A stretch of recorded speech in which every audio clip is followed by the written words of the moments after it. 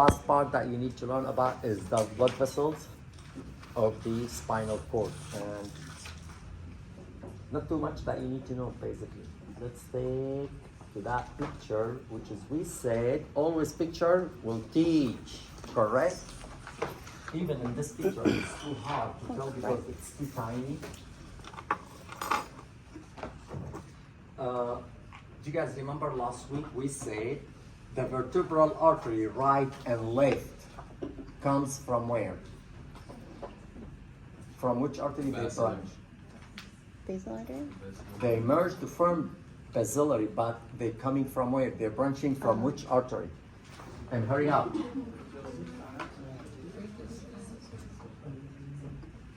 You didn't guys have this question on your text? You did? Inferior spinal artery. The subclavian artery, correct. The subclavian. So List them off.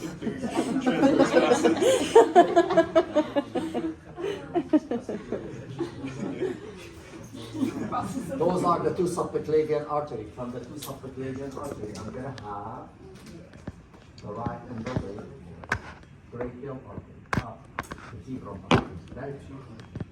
And we said when they emerge, they're gonna form one. So this is basilarity artery. This is VA, another VA. This is subclavian, and this is subclavian 2. Correct? So your imagination, one over here, one over here. The vertebral artery is going to come from subclavian. My finger is the subclavian. This is the vertebral artery. As will move in the what? The transverse foramina of C7 all the way to C1. Inside what? Inside the transverse foramina. We said the transverse foramina of the vertebral cervical, it is not formed by those two notches like those. It is by itself located within the masses, lateral masses of it. So what you guys see in red is the vertebral artery, right? Okay. From the vertebral artery, I am going to have branch, one from the right and one from the left, just like that. And is going to be the same all the way the anterior length of my spinal cord. So from the right and the left vertebral artery, this is what you guys have in here. This and this.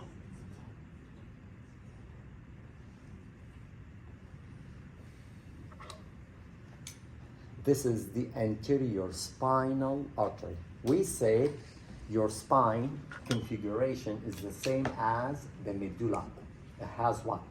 This crack, the fissure, correct? And the anterior spinal artery is exactly where? In this crack. Spinal artery branch from where?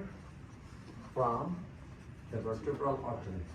Right and left, they emerge to give me what? The anterior spinal artery, and the anterior spinal artery is responsible for supplying the anterior 2/3 of your spinal cord.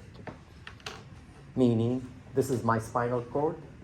The anterior 2/3 is supplied by anterior spinal artery. The posterior 1/3 is supplied by two posterior spinal artery. The two posterior spinal artery are the same concept like this. There. No, that's too hard.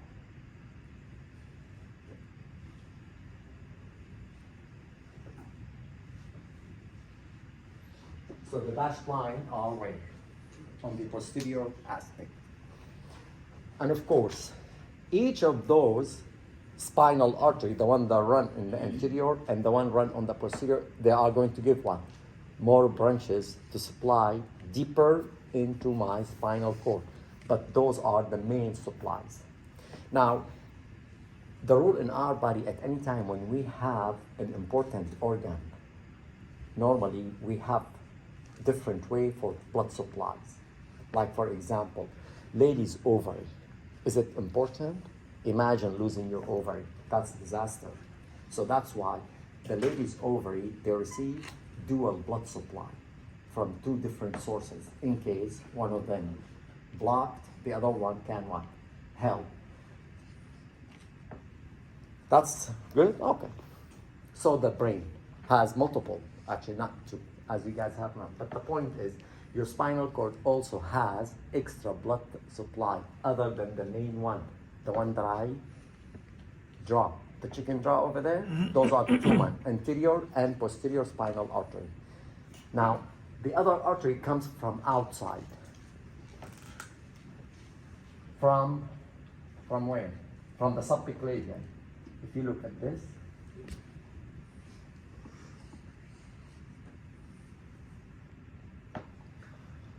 branches from the subclavian, and we refer to them by the cervical. That's mean from the subclavian artery also I'm going to have what? Branches that coming from the subclavian and enter. What happened to them? From the subclavian I'm going to have a branch that enter the spinal cord directly for the cervical. And then if you go further down, you are going to see the intercostal. Intercostal artery comes directly from your aorta and will give branches that supply what? That will supply the thoracic portion of the spinal cord. If you go further down, you are going to see lumbar branches. When we're going to talk about aorta, next part of the semester, okay? Make sure to make it so you can have this, okay? This is the aorta. All branches coming from where? From the anterior and side wall of the aorta, with one exception. The only branches that coming from the posterior surface of the aorta are what? The lumbar. So this is your aorta. It's like this. That's the anterior surface. All the branches coming from anterior and side, except for what? The lumbar coming from posterior. So the lumbar are going from the posterior and they're gonna get inside the lumbar spinal supply. You guys get the point? So one more time. Before we go one more time, median sacral artery also provide the sacral spine. So bottom line, the blood supply of your spinal cord is several different ways. The main one is anterior spinal artery that comes from the vertebra and supply the anterior 2/3.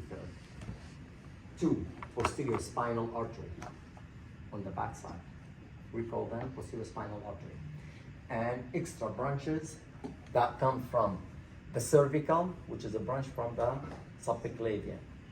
Intercostal branches, which is come directly from aorta.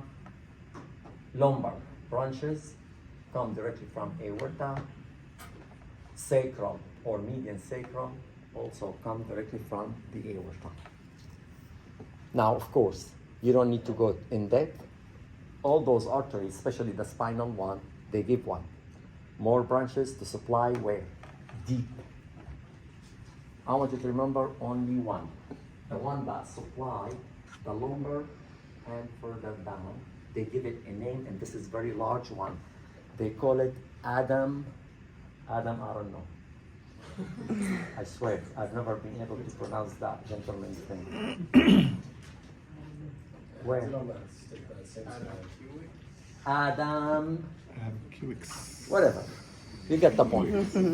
This is the largest, but this one where? It's on the bottom, lumbar and below. This artery, if ever blocked, that person will be paralyzed all the bottom up. Any question?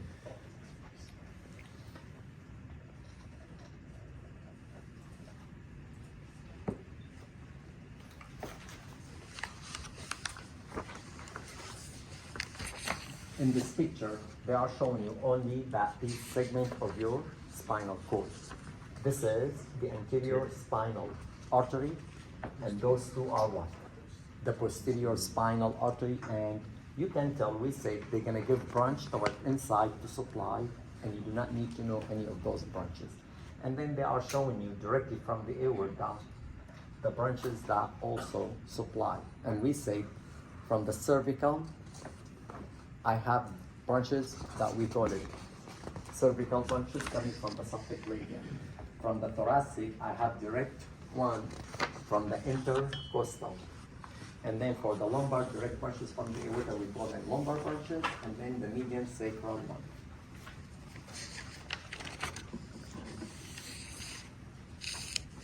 Any question?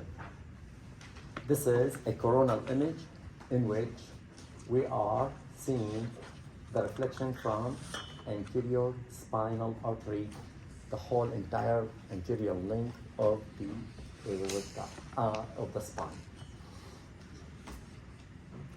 In this picture, they are showing you the largest artery that branch from the anterior spinal artery, but we say this is only provide or supply the bottom part, lumbar and further down, and because it is large and your spinal cord depend on it for the blood supply with the oxygen, if ruptured or blocked, they cause paralysis of the lower portion, both legs.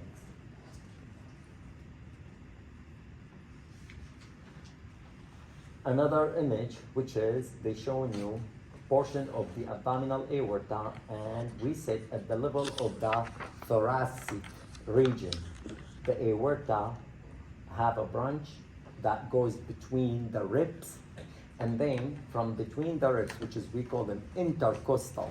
So the intercostal go from coming from the aorta and move way in between the ribs. That's why they call it intercostal. They give a branch that goes also way and enter the spinal cord through the transverse vertebral foramina to supply the spinal thoracic cord. So those are branches of the intercostal. They are showing you only a reflection from one of them, how it's entering through the transverse foramina, which is this one. And then this is Mr. Aorta. Okay? Mr. Aorta is the largest artery of your body, and aorta, it is identified anterior to the left of the spine. So it is not midline over here exactly, it's slightly toward one. Toward the left. Your vena cava, it's on the right side. We'll talk about those when we get to it. But this is portion of the aorta that we refer to it by abdominal aorta portion because it's located in the abdominal cavity. From the posterior aspect, we're gonna have the lumbar branches.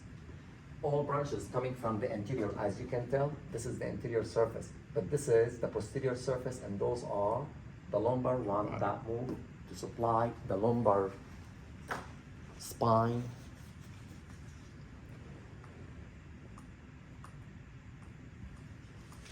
The last thing is the venous drainage. Is the rule in our body, if I have an artery supply, that means I need to have what? Vein to what? To collect the CO2 and the waste product of the metabolism. Veins and artery, they love each other a lot. They are next to each other. The names is what? Same, correct? The only difference is we say if the artery goes toward inside the spinal cord, the vein is gonna what? Get exit out. Other is what? Is the presence of the valves. Do you guys know the valves? Do you know that your vein has what? Valves. Valves prevent the backflow.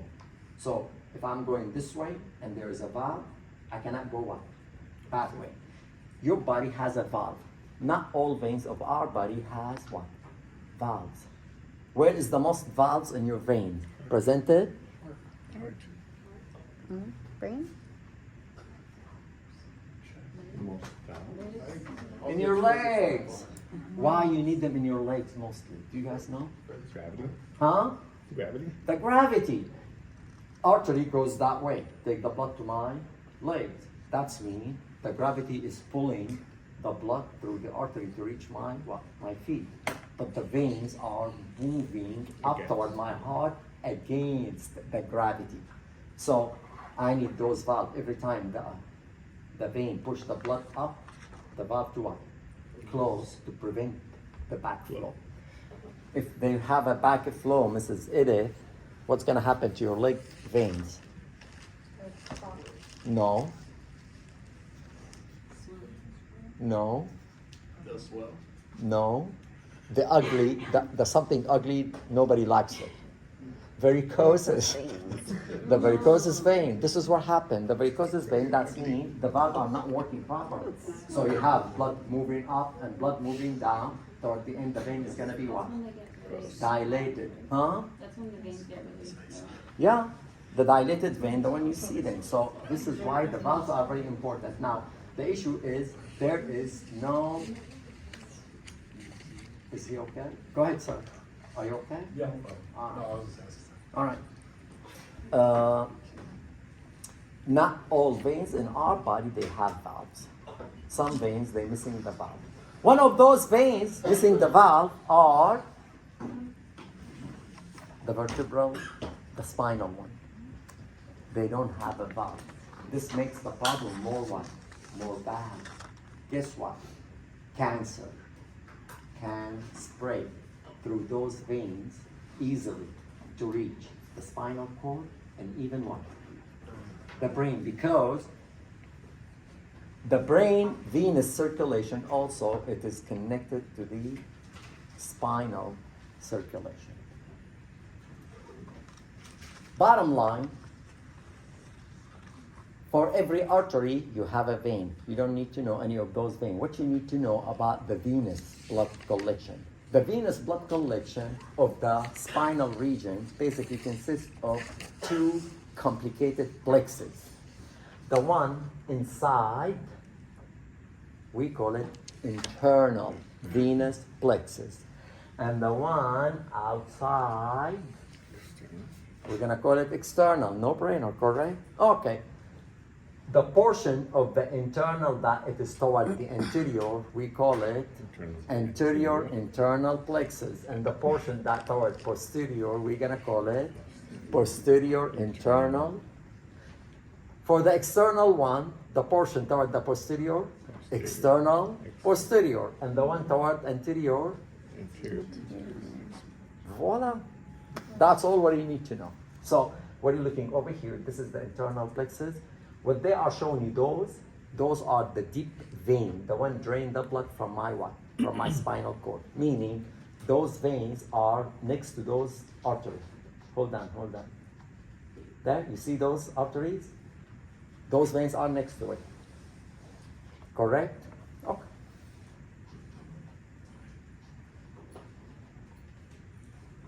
So, they are going to move the blood to the anterior internal plexus and those to the posterior internal plexus.